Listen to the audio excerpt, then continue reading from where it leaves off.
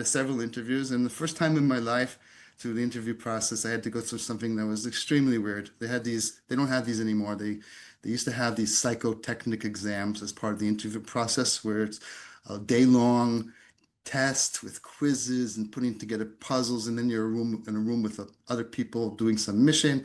And at the end of the day, you have to get interviewed by a psychologist.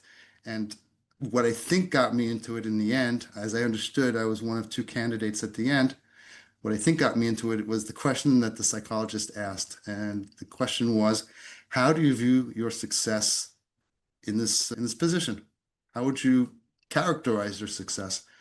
And my answer was, and this is going back 25 years, so I recall saying something like, if I can take my crazy idea in my head that I think would be good for the company, and I Mm. can get somebody else in the company to do it and actually put money behind it, I would consider that my success criteria.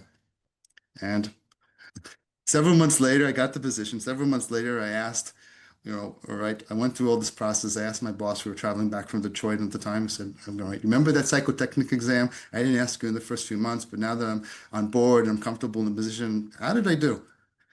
And he said, the testing agency said we should go with the other guy.